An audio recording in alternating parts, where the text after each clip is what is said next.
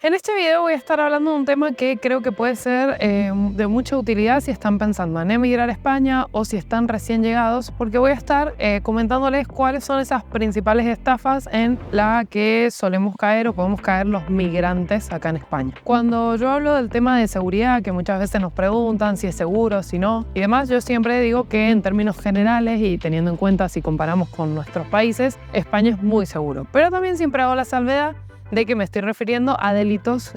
con uso de violencia, como robos y demás, que no son tan usuales acá, pero que respecto al tema estafas económicas, es cierto que en general sí suele haber muchas modalidades de estafa y demás. Creo que esto no es algo propio de España, sino que se repite en toda Europa o incluso en todo el mundo porque ha incrementado mucho con el uso de las tecnologías y demás. De hecho, siento que los estafadores casi que se profesionalizan en el punto o en el mundo de la estafa y eso hace que sea más difícil de identificar. Hay muchas de estas estafas que no tienen destinado un público en particular, sino que, bueno, a cualquier persona que caiga, la mayoría son telefónicas. Yo he tenido situaciones personales que he podido identificar a tiempo por suerte y evitar caer en ellas, pero que me he dado cuenta que eran un intento de, como pueden ser las que vienen por mail, los mensajitos de texto que recibimos de envíos de Amazon que nunca ocurrieron y que si nos metemos nos pueden hackear o utilizar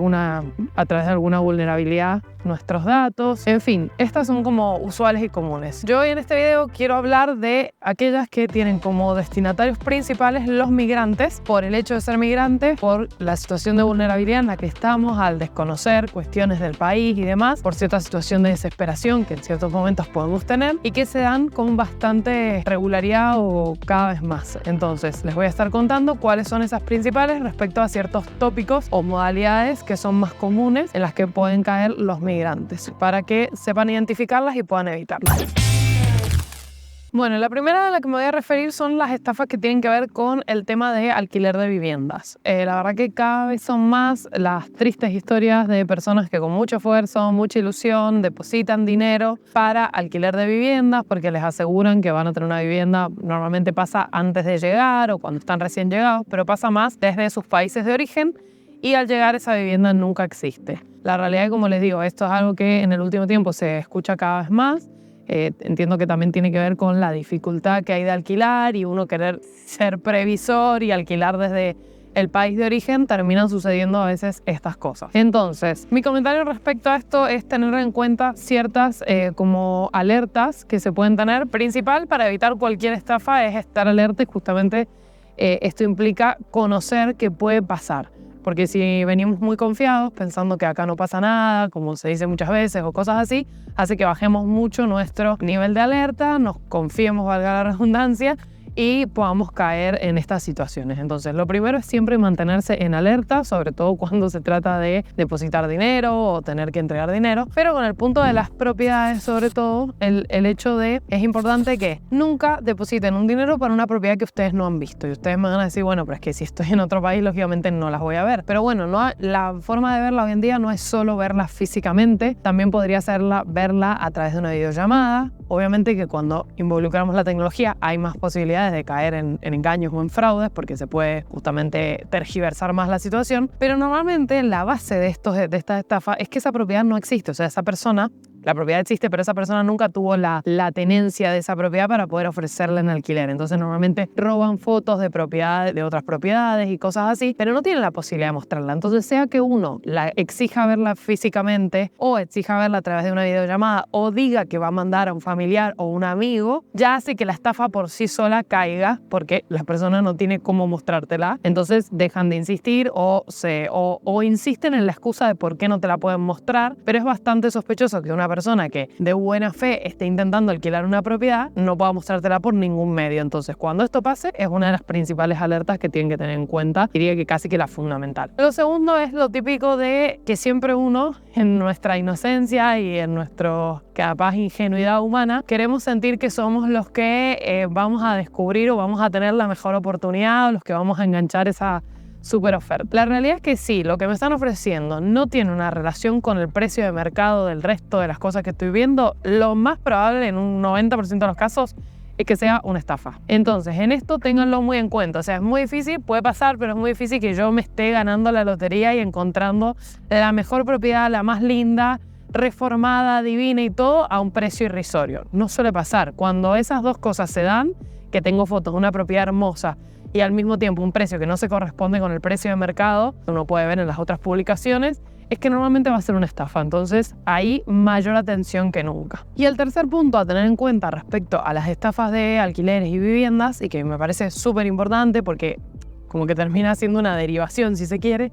es que a través de las páginas de alquileres nos piden nuestros datos, pero no solo nuestros datos en sí de números, sino la documentación escaneada, y nos dicen que es para alquilar. Y es cierto que para formalizar un contrato de alquiler, sea con una inmobiliaria o sea con un particular, siempre vamos a necesitar entregarles ciertos documentos. Eso pasa al final de toda la transacción. Nunca va a ser lo primero que te pidan o sin ni siquiera ver la propiedad ya que me estén pidiendo los documentos. Eso es súper extraño. Pero cada vez pasa más, tanto en plataformas de alquiler temporal o de vacaciones, como puede ser Airbnb, Booking. Y en esas, si ustedes se fijan, cuando ustedes hacen un alquiler normal en esas aplicaciones, nunca jamás te piden ese tipo de documentos, porque si es vacacional no van a necesitar ni tu DNI, ni una copia de tus nóminas, ni nada de esas cosas. Y si no, también ha pasado, porque me lo han contado, en otras plataformas de alquiler fijo o de alquiler a largo plazo, como pueden ser Idealista acá en España o varias de esas otras que se usan para justamente buscar vivienda, que también empiezan a hablar con un supuesto propietario o con alguien que va a alquilar una vivienda y apenas están empezando las conversaciones, les dicen que para saber si los aprueban o no, tienen que mandar toda la documentación. Es verdad que eso es un modus operandi normal de cualquier inmobiliaria o de cualquier particular incluso, para ver justamente si nos aprueban como inquilinos, pero es bastante raro que sea lo primero que te pidan o una de las primeras cosas sin ni siquiera vos haber visto bien la propiedad, sin ni siquiera haber tenido conocimiento realmente. Entonces acá lo que digo es, antes de entregar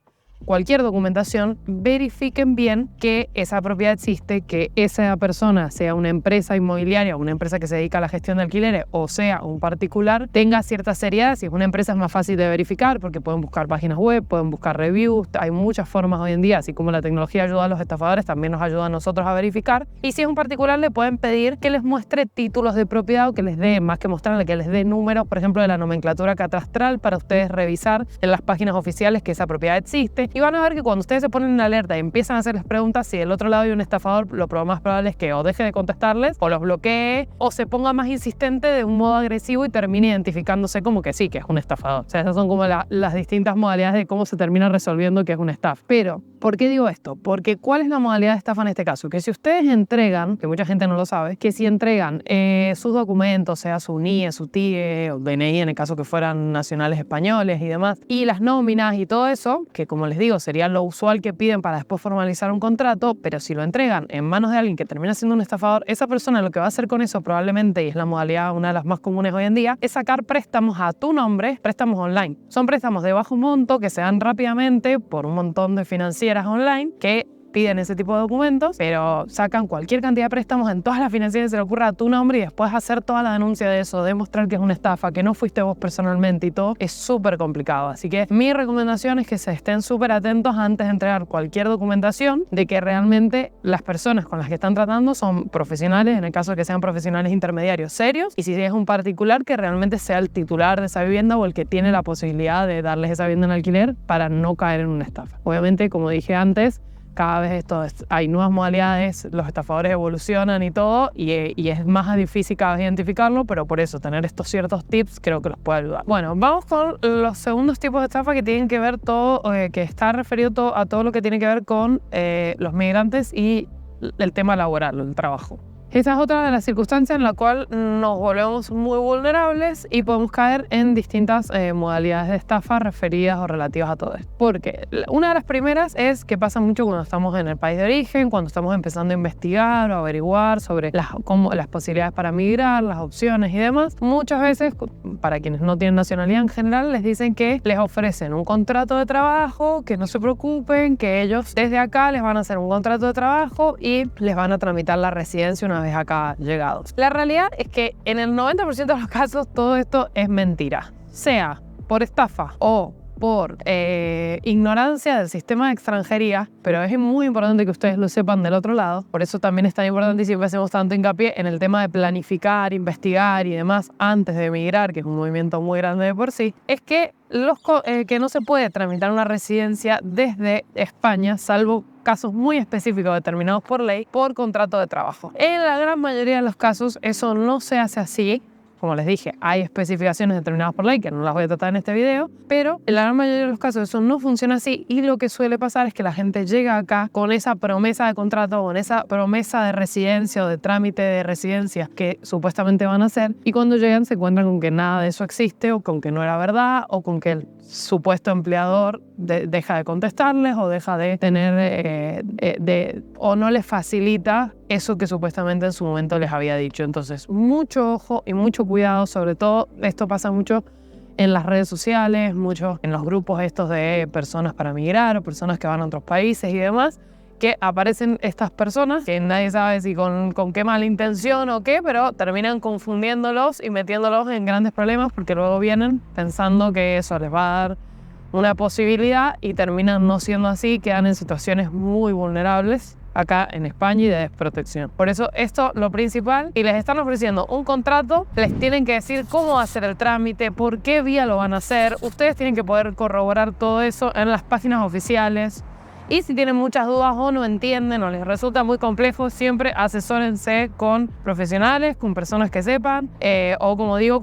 a través de las páginas oficiales que tiene España para evitar justamente caer en estas situaciones. Bueno, después siguiendo con el punto del empleo, si ya están acá y están buscando trabajo, como es lo usual, van a cargar sus datos y sus perfiles en un montón de plataformas de empleo distintas. Hay algunas que incluso habilitan chat con los futuros empleadores y demás. Y la realidad es que nuestros datos van a empezar a estar un poco por todas partes y vamos a empezar a tener contacto con un montón de gente porque es propio de la búsqueda de empleo. Entonces acá muy atentos porque he escuchado qué pasa. Ninguna empresa les tiene que pedir dinero a cambio de participar en un proceso de selección o por ser candidatos en un proceso. Eso no existe. Me he formado en recursos humanos, he trabajado en recursos humanos y eso son estafas. No tiene por qué en ninguna etapa de un proceso de selección ustedes entregar dinero para nada. Entonces esto es súper importante que quede claro. Y voy a hacer acá un inciso respecto a la documentación que es muy parecido a lo que dije en los alquileres. También cuando estamos en la fase de contratación, siempre antes de entregar toda nuestra documentación para ser contratados, intentemos tener en cuenta o revisar un poco y estar seguros que la persona que nos va a contratar existe, que la empresa existe y demás. En general, durante todo el proceso, que suelen ser largos los procesos de selección o por lo menos tener un par de etapas, ya hemos conocido a la empresa, hemos conocido a la persona y demás y esto nos asegura o nos da cierta tranquilidad. Pero a veces no. Hoy en día con tanto de todo el trabajo online y demás, con más razón se da, entonces estar súper atentos en eso, en no entregar nuestra documentación personal, que después puede ser usada para otros fines malos o para fines negativos o justamente para sacar préstamos o lo que sea, no entregar nuestra documentación hasta no estar seguros que la persona del otro lado es una persona que realmente tiene la intención de contratarnos como dice y demás. Solo en estos casos en los cuales no hemos tenido mucho conocimiento del otro lado. O sea, creo que es bastante más fácil darse cuenta, pero con las dudas lo comento para que lo tengan también en cuenta. Bueno, y lo último en referencia al tema del empleo es que quizás no es propiamente una estafa, pero sí cuestiones que quería mencionar para que lo tuvieran en cuenta, porque también lo he escuchado muchas veces, que ya en torno a la relación laboral, muchas veces pasa que hacen horas de prueba y no terminan quedando, no terminan como consolidándose esa relación laboral y esas horas no se las quieren pagar y demás. Y estos son un montón de ilegalidades o irregularidades en las que muchas veces se cae en el sistema laboral, que no corresponde y que uno tiene que estar preparado y tiene que saberlo para evitar que pasen o para poder reclamar correctamente sus derechos. La verdad que este tema es súper amplio y daría para un video más directamente, pero no quería dejar de dar estos matices o estos comentarios de esos tipos de ilegalidades o abusos o precariedades en las que podemos caer por ser migrantes, otra vez por desconocer un poco el sistema o propiamente nuestros derechos laborales acá. Y por último voy a estar hablando de las estafas relacionadas con los trámites migratorios, con las citas y todo lo que tiene referencia, porque considero que bueno, tienen como sujeto directamente de la estafa al migrante, entonces hay que estar súper alerta. Muchas veces por la desesperación y la necesidad de regularizarse o de caer en situaciones más extremas respecto a lo que implica la vida del migrante acá, se cae justamente en falsas promesas de trámites o de regularizaciones que después no se terminan concretando. A cambio de lo cual se piden grandes montos de dinero y luego, como digo, no se termina concretando. Hay que saber que como en muchos rubros, pero sobre todo en todo lo que tiene que ver con extranjería, trámites y demás, operan un montón de personas que no son expertos en la materia, que no son profesionales para trabajar el tema y que lo único que buscan es engañar a las personas del otro lado que necesitan una regularización sin darles una real solución. Entonces esto es súper importante que sepan qué pasa y que normalmente piden precios muy fuera de mercado también. Entonces acá algunas formas de darnos cuenta es, obviamente, primero se puede utilizar, ver reviews de esos profesionales o de esa supuesta empresa que nos quiere ayudar con el trámite o lo que sea, que siempre sirve. Pero también podemos corroborar la información con las páginas oficiales, que son una fuente que nos ayuda un montón a estar seguros si lo que nos están diciendo más o menos va por ese camino o no. Y por supuesto también tener en cuenta, como hacemos con cualquier servicio en cualquier ámbito de nuestra vida, si bien cada profesional es libre de cobrar el precio por su trabajo y por su tiempo que considere, y eso está súper bien, también hay que tener en cuenta que hay ciertos precios como de mercado general y que, como haríamos para cualquier otro servicio o producto que vamos a adquirir, y es comparar precios y ver opciones, hacer lo mismo antes de decidirnos por pagar por cierto trámite o por cierta regularización supuesta o por lo que sea. Es decir, estar un poco más alertas, no que porque nos los dice X profesional ya es palabra santa, sino controlar un poco que lo que nos está diciendo tiene cierto sentido, buscan en las páginas y sobre todo revisar o fijarnos que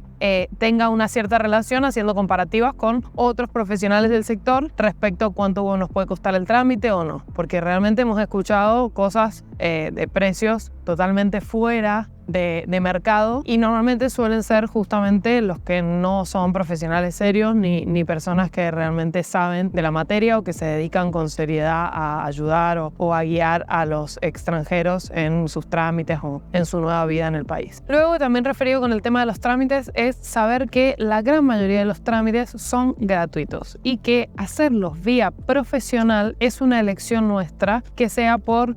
tranquilidad, por preferir que lo haga un experto en la materia y le pagamos por eso, por su especialización, por su tiempo, porque nos brinde ese servicio. Pero es importante que sepan que normalmente casi todos los trámites se pueden hacer de forma personal y de forma gratuita, salvo las tasas por supuesto, pero que no tienen un costo en sí tramitarlos. Entonces esto es algo que a mí siempre me gusta dejar en claro, incluso en mis asesorías, con mis clientes y demás, que está la vía de que lo hagan por su cuenta o la vía de hacerlo vía profesional. Si lo hacen vía profesional tiene sus ventajas, por supuesto, y uno paga por eso, pero es importante que sepan que tienen la otra opción siempre disponible para la gran mayoría de los trámites, porque hay gente que a veces paga pensando que no lo podía hacer por su cuenta, y eso es lo que a mí me parece importante que sepan del otro lado. Y por último voy a mencionar respecto a los trámites algo que es bastante conocido en general, pero bueno, no está de más mencionarlo, ya que estamos hablando de estafas, que es respecto a los turnos y las citas. He sabido que existen muchos grupos, muchas mafias, de hecho muchos han sido ya detenidos y demás, pero bueno, vuelven a aparecer, que tienen sus propios bots para captar las citas y luego las revenden a precios de locura. Es importante, como dije antes, saber que las citas en teoría son gratuitas, pero es verdad que esto hace que un poco como que hackean el sistema, o sea, el sistema un poco se rompe. Y si bien la Administración de Extranjería particularmente y la Administración Pública en general de España está trabajando intensamente por eso, intentando evitarlo, y se ven que, por ejemplo, muchas ciudades, muchas provincias, como ha decidido Madrid, Cataluña y otras más, en la gran mayoría de los trámites ahora se inician vía mail si lo querés hacer por particular, para que no tengas que justamente depender de sacar una cita y tener que comprar esa cita. Pero bueno, en otros trámites sigue existiendo el sistema de citas, como puede ser la toma de huellas, el CUE y demás, y muchas veces no hay forma de conseguir. Yo mucho del otro lado les digo, cuando me preguntan y me dicen, Mica, llevo buscando cita un montón, ¿cómo hago? Yo qué sé. Siempre digo que hay que insistir, que hay que ver en distintos horarios y que normalmente aparecen, pero es verdad que en muchas ciudades cada vez se está volviendo más complicado. Entonces hay que saber que esto pasa, que existe, que hay gente que vende las citas, que hay, como es un mercado informal y es algo que es ilegal, hay de lo que se encuentra, o sea, hay gente que las vende a precios loquísimos, que yo he llegado a escuchar, gente que ha pagado citas a precios loquísimos, otras a precios más normales, entre comillas, pero bueno, siempre hay que saber que eso es ilegal. Que tengamos que, como migrantes, terminar para hacer un trámite cayendo a eso porque no nos queda otra solución y porque hasta que se solucione definitivamente es la forma de acceder al trámite, bueno, se comprende, pero hay que tener en cuenta que eso no debería ser así, que no corresponde, que diferente es lo que han hecho tradicionalmente muchas gestorías, que porque la persona no se quiere sentar a buscar citas, por lo que implica en tiempos y demás, hay gestorías que se dedican a hacer ese trabajo, pero es la intermediación, no es la compra de la cita, que es otra cosa. Que me estoy refiriendo a ir y comprar una cita. Entonces, esto sepan que es ilegal, que no corresponde, que no debería hacerse, que entiendo que muchas veces para iniciar un trámite, dependiendo cuál sea, es la única solución que a los particulares, a los migrantes le toca. Entonces, bueno, lo conocemos, sabemos que es un déficit y un problema del sistema, pero bueno, no quería dejar de mencionarlo para que supieran qué era lo que pasaba alrededor de todo el tema de las citas y demás, y qué correspondía y no correspondía, y todo eso, porque hay gente que piensa que lo natural es eso, y no, la realidad es que lo natural debería ser que pudiéramos conseguir la cita por el sistema tradicional, cada uno desde su casa, gratis y sin problema. Lamentablemente no ocurre así, ojalá se solucione. Bueno, gente, espero que les haya servido esta información sobre las principales estafas en las que solemos caer los migrantes cuando estamos, en este caso, acá en España, para que lo tengan en cuenta, para que puedan evitarlas si se cruzan con alguna de estas situaciones. Déjenme en los comentarios si les ha pasado alguna, si tienen alguna otra experiencia que pueda aportar al resto de la comunidad al respecto. Y como siempre digo, si les gusta este tipo de contenido, no olviden darle like, suscribirse al canal, activar la campanita para estar pendientes. A ustedes no les cuesta nada y a nosotros nos ayuda un montón. Gracias por verme y hasta el próximo video.